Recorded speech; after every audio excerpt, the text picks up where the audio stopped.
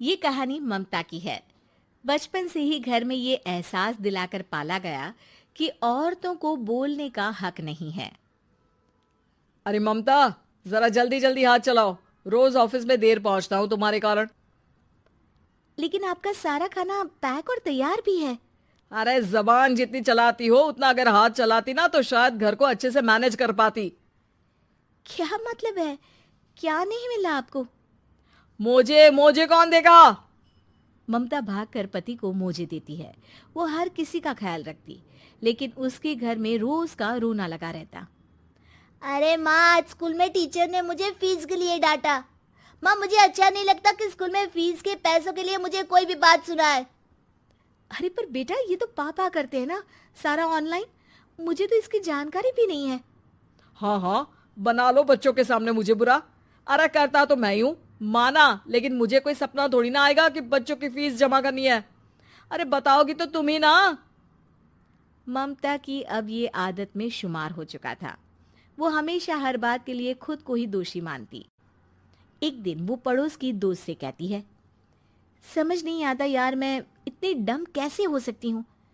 बात तो सही भी है ना।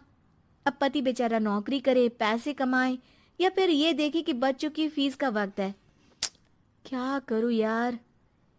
पता नहीं, मेरे पति तो सारा काम खुद ही करते हैं। वो तो कहते हैं कि तुम थक जाती होगी, सारा दिन घर बाहर बच्चे। तो अच्छा, ऐसे भी पति होते हैं क्या? अरे क्या बात कर रही है? भाई साहब कभी तुझे किसी बात के लिए सुनाते नहीं? किसने कहा नहीं सुनाते? अरे ये पति चीज ही ऐसी होती है कि बिना पत्नी को सुनाए उन्हें चैन की नींद कहाँ आती है। तो तू भी परेशान रहती होगी कि कैसे, क्या, कब भूल गई। अरे वो तो मुझे बस इस बात के लिए ताना देते हैं कि मैं वक्त पर खाना क्यों नहीं खाती या पार्लर जाकर अपनी साज सज्जा क्यों नहीं करवाती। पड़ोसन बोल ही रही होती है कि ममता के बेटे की आवाज आती है। अरे माँ, क्या हो गया? लग नहीं रहा कि आज आप मुझे पानी भी देगी। अरे कब से खाने के लिए वेट कर रहा हूँ। अरे यार, मैं चलती हूँ। बेटा खाने के लिए वेट कर रहा है, मैंने उसे खाना भी नहीं दिया। अरे 12वीं में पहुंच चुका है तुम्हारा बेटा, उसे बोलो खुद पानी लिया करे। मैंने तो अपने बच्चों को काम करना सिखाया है। अरे यार, खुद की भी तो कोई लाइफ है। माना जब नहीं कर सकते थे तो किया, लेकिन अब इतने बड़े बच्चों की हर बात मानेंगे तो मुश्किल तो अपने को ही होगी। ममता को पड़ोसन की बात में दम तो लगता है, लेकिन करे क्या, आदत भी तो खुद ही ने डाली थी। ममता घर जाती है कि तभी बेटी आ जाती है। माँ, परसों मुझे एक शादी में जाना है। तेरी वो जो लाल वाली साड़ी है ना, उसे दे देना। मैं आज जाकर टेलर को दे दूंगी, वो उस साड़ी से सूट बना देगा। अरे नहीं नहीं तारा, वो मेरी माँ ने मुझे दी थी और उस साड़ी से मेरी काफ़ी भावनाएं जुड़ी हैं। तुमको ना मैं दूसरी साड़ी दे दूंगी। ओके, कोई बात नहीं, लेकिन आज दे ही देना पक्का। तारा माँ की साड़ी से सूट बनवाकर पार्टी में जाती है, लेकिन जब वो पार्टी से लौटती है, क्या है, मैं तो समझ ही नहीं पा रही हूँ। अरे जब वो साड़ी मांगी थी तो ये छल्ली सी साड़ी क्यों दे दी? मैं ही पागल थी जो इस साड़ी का सूट बनवा लिया मैंने। माँ, जानती भी हो कि कॉलेज में मेरी कितनी हंसी उड़ी। तभी वहां ममता का पति सुनील आ जाता है। अरे गवार औरत, जब बेटी साड़ी मांग रही थी तो दे देती ना। अरे पापा, इनके तो इमोशंस जुड़े थे उस साड़ी से।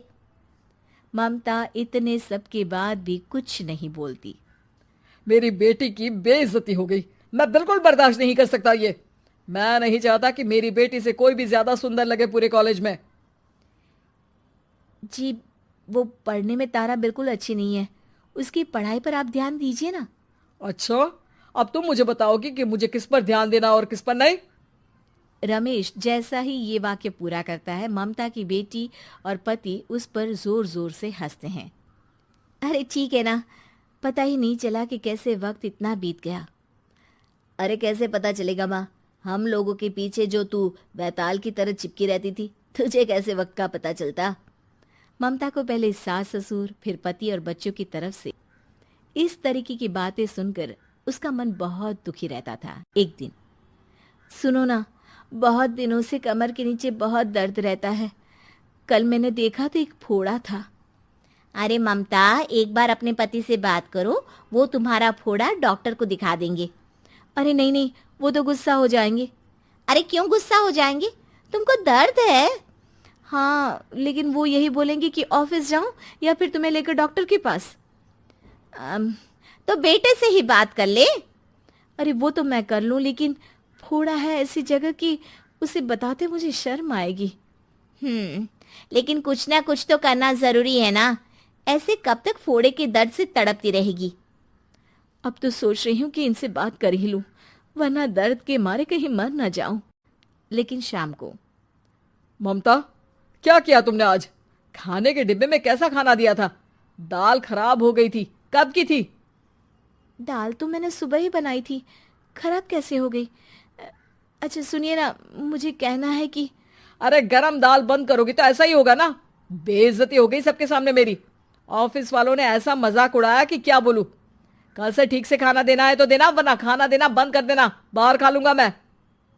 ममता, जो पति से अपनी परेशानी बताने वाली थी, वो अब ये सोचने लगती है कि कल से पति को खाने में क्या दे।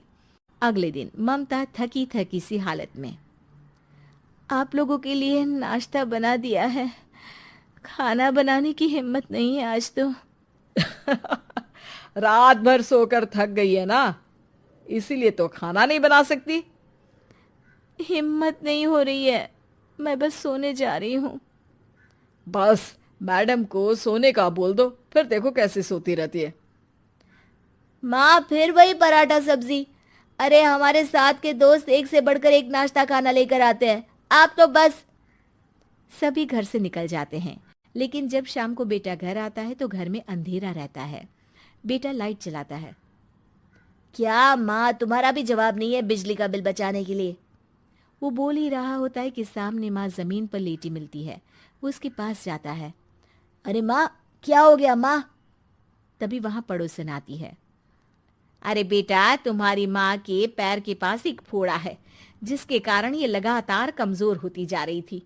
मैंने उसे पहले ही कहा था कि घर में बता दो, लेकिन तुम्हारी माँ किसी को तंग करना नहीं चाहती थी। तभी वहां डॉक्टर आ जाता है। अरे इनके ऑर्गन में दिक्कत है, कोई बात है जो इनके मन में खटक रही है। अरे नहीं नहीं, इसके मन में कोई बात नहीं है। कोई काम है नहीं ना इसके पास, सारा दिन बस घर में ही रहती है। देखिए, मैं तो ये नहीं जानता, लेकिन हाँ, इनके मन में हमेशा कोई बात रह जाती होगी, इसीलिए उनकी ये हालत है। अगर आप समय से नहीं ले आते तो हो सकता था कि। अरे नहीं नहीं डॉक्टर साहब, हम पूरी कोशिश करेंगे कि वो ठीक हो जाए। हम लोगों ने अपनी ही परेशानी माँ के सामने रखी, लेकिन किसी ने माँ की दिक्कत को जानने की कोशिश तक नहीं की। हाँ, मैंने भी ममता को हमेशा घरेलू जरूरत से ज्यादा काम का नहीं सोचा था। ममता को होश आता है और वो खुद को अपने बेडरूम में देखती है। वो उठने की कोशिश करती है कि माँ, अब आप नहीं उठेंगी। हम लोग है ना, हम लोग आपको पूरी तरह से खुश रखने की कोशिश करेंगे।